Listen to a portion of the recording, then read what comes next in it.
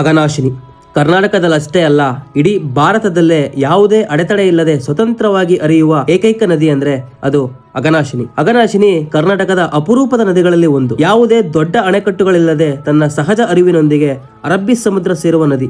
ಆದರೆ ಇಂದು ಅಭಿವೃದ್ಧಿಯ ಹೆಸರಿನಲ್ಲಿ ಈ ನದಿಯ ಮೇಲೆ ಅಪಾಯದ ನೆರಳು ಬೀಳುತ್ತಿದೆ ಸ್ನೇಹಿತರೆ. ಅಘನಾಶಿನಿ ನದಿ ತಿರುವು ಯೋಜನೆ ಅಥವಾ ಅಘನಾಶಿನಿ ವೇದಾವತಿ ನದಿ ಜೋಡಣೆ ಬಗ್ಗೆ ಎಷ್ಟು ಜನರಿಗೆ ಗೊತ್ತು? ಸರ್ಕಾರ ಸುಮಾರು 23,000 ಕೋಟಿ ಯೋಜನೆಯಲ್ಲಿ ಅಘನಾಶಿನಿ ನದಿಗೆ ಅಡ್ಡಲಾಗಿ ಡ್ಯಾಂ ನಿರ್ಮಿಸಿ ಅಲ್ಲಿಂದ ಪೈಪ್ಲೈನ್ ಮುಖಾಂತರ ಚಿತ್ರದುರ್ಗದ ವಾಣಿವಿಲಾಸ ಸಾಗರ ಡ್ಯಾಂಗೆ ನೀರು ಹರಿಸುವ ಯತ್ನ ನಡೆಯುತ್ತಿದೆ. ಮನುಷ್ಯ ಯಾವುದೇ ನದಿಯನ್ನು ಮರುಸೃಷ್ಟಿಸಲಾರ. ಹಾಗೆ ನೈಸರ್ಗಿಕವಾಗಿ ಹರಿಯುವ ನದಿಗೆ ಅಡ್ಡಲಾಗಿ ಅಣೆಕಟ್ಟು ನಿರ್ಮಿಸಿದರೆ ಏನಾಗುತ್ತದೆ ಎಂಬುದು ಎಲ್ಲರಿಗೂ ತಿಳಿದಿದೆ. ಯೋಜನೆಯ ಉದ್ದೇಶ ಒಳ್ಳೆಯದೇ ಇರಬಹುದು, ಆದರೆ ಅದಕ್ಕೆ ಬೇರೆ ಬೇರೆ ಮಾರ್ಗಗಳಿವೆ. ನಿಮಗೆ ಗೊತ್ತಾ, ವಾಣಿವಿಲಾಸ ಅಣೆಕಟ್ಟಿಗೆ ಪ್ರಮುಖ ನೀರಿನ ಸೋರ್ಸ್ ಅಂತಂದ್ರೆ ಅದು ಚಿಕ್ಕಮಗಳೂರಿನ ಅಯ್ಯನ ಕೆರೆ ಮತ್ತು ಮದಗದ ಕೆರೆ. ಹಾಗೂ ಇದೇ ರೀತಿ ಅದೆಷ್ಟೋ ಕೆರೆಗಳ ಕೋಡಿ ನೀರು ಹರಿದು ಬಂದು ವಾಣಿವಿಲಾಸ ಸಾಗರ ಸೇರುತ್ತದೆ. ಸರ್ಕಾರ ಮೊದಲು ಅದರ ಬಗ್ಗೆ ಯೋಚನೆ ಮಾಡಬೇಕು. ನಿಮ್ಮೆಲ್ಲರಿಗೂ ಇದರ ಬಗ್ಗೆ ಅರಿವು ಮೂಡಿಸುವ ನನ್ನ ಒಂದು ಚಿಕ್ಕ ಪ್ರಯತ್ನ.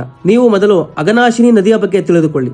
ನಾನು ಪ್ರತಿ ಸಾರಿ ನಿಮಗೆ ತೋರಿಸ್ತಾ ಇದ್ದಂತ ವರ್ಷದ 365 ದಿನವೂ ಹರಿಯುವ ಜಲಪಾತಗಳು ಕೂಡ ಇದೇ ಅಘನಾಶಿನಿ ನದಿಯದ್ದು. ಸಾವಿರಾರು ರೈತರು, ಮೀನುಗಾರರು ಹಾಗೂ ಗ್ರಾಮಸ್ಥರ ಜೀವನ ಈ ಅಘನಾಶಿನಿಯ ನದಿಯ ಮೇಲೆ ಅವಲಂಬಿತವಾಗಿದೆ. ನೈಸರ್ಗಿಕ ಕೃಷಿ, ಮೀನುಗಾರಿಕೆ, ಉಪ್ಪು ಉತ್ಪಾದನೆ ಹಾಗೂ ಇನ್ನೂ ಹಲವು. ಇದರ ಬಗ್ಗೆ ಧ್ವನಿ ಎತ್ತಿ ಅಘನಾಶಿನಿ ನದಿಯನ್ನು ಉಳಿಸಿ ಅದರ ಸ್ವಾಭಾವಿಕ ಹರಿವನ್ನು ಕಾಪಾಡಿ ನಮ್ಮ ಮುಂದಿನ ಪೀಳಿಗೆಗೆ ಅಟ್ಲೀಸ್ಟ್ ಒಂದು ಜೀವಂತ ನದಿಯನ್ನು ಕೊಡುಗೆಯಾಗಿ ಬಿಡೋಣ. ಧನ್ಯವಾದ.